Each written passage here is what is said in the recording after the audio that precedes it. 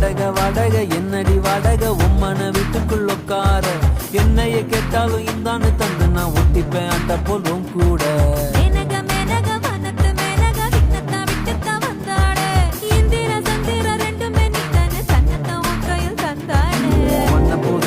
ஒன்ன எண்ணி நெஞ்சில் வச்சிருப்பேன் ரொம்ப பத்திரமா சின்ன சிரிப்புல என்ன வளச்சிட்ட சித்தன வாசலிச்சு